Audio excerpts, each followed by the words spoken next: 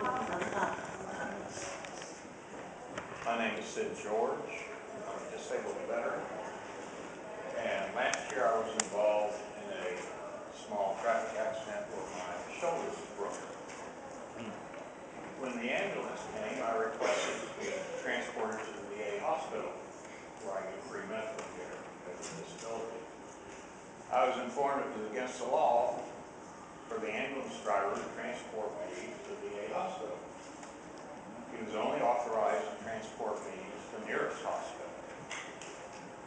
So I took a taxi cab. It cost $14, $15 to get to the VA hospital. But if I'd been on a stretcher, that would have been impossible.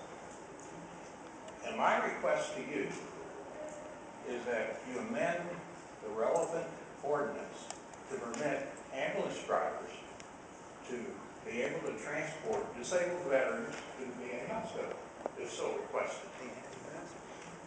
And any questions? I'm sorry you had an unfortunate experience with our ambulance service. I hadn't thought of that issue. We've had problems in the past with people using ambulances as if they are a taxi service at the cost of actually literally millions of dollars to the city of Houston, which is why the ordinances have been tightened up. But this may be an option worth considering if it doesn't take an ambulance out of service too long. One of the issues when you transport to the nearest hospital, that ambulance can go back right out and rescue someone else. And if it's a transport across the city of Houston, it takes that ambulance out of service and is not available to the rest of the citizens. Yes, But it's an interesting concept. Chair recognizes Councilmember Noriega. Thank you, Madam Mayor. My response is very similar. We've been looking at ways to save money and to improve collections and do a lot of things with ambulances so that they're more cost effective and indeed be able to have them available. But you bring up a very significant point. I also need to say that I had a broken shoulder this summer, and the idea of choosing to not go in an ambulance and take a taxi makes my hair stand up all over my head because I found it to be a very unpleasant experience. So I would suggest that you're a pretty tough guy to go take a broken shoulder in a taxi. Again, different hospitals are on different plans, or people have choices, or they want to go near where they live, and so we've been trying to encourage people one way or another to go to the closest hospital so that we have as many ambulances available as we can. But I think the mayor's right. This is something that we certainly could talk about.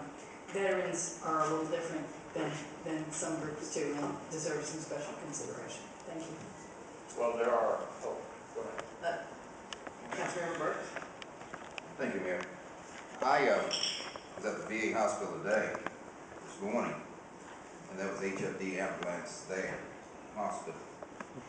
We have just to let folk know, we have an outstanding emergency room at the VA hospital. Can handle any situation, anytime. But they do instruct us that in case of an emergency, if you cannot get to a VA hospital, go to the nearest hospital and contact the VA. Have somebody be contacted so that they will know where you are, can take care of your bill, and take care of whatever it is. At the same time, when it's time for you to be transferred over, if you're able to be moved away from that original hospital, you can then be transferred over to the VA hospital for treatment and for recovery. I've been asked before by HFD with my mom, what hospital would you like to go to?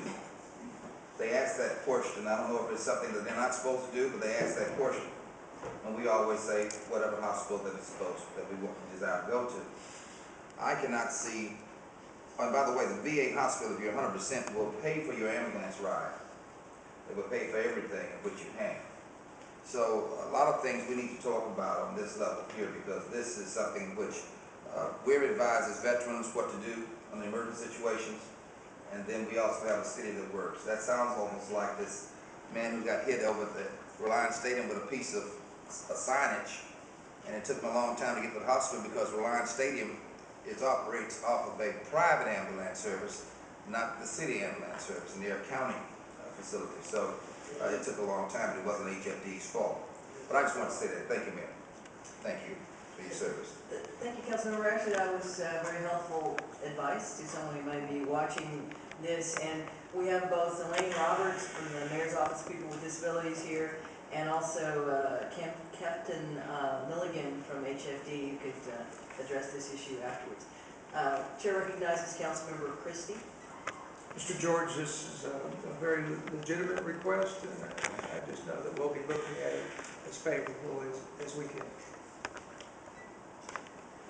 Thank you. There are no other council members in the queue, but assuming that Councilmember Burke's information is accurate, it sounds as if the appropriate response was being taken to the nearest hospital and then the contact to the VA. But I know that the folks who are here will help you address that. And if the Public Safety Committee, I'm sure would be interested, if there is a recommendation that we change any of the protocol on the street, they'll bring that forward. So thanks for coming down. All right, thank you.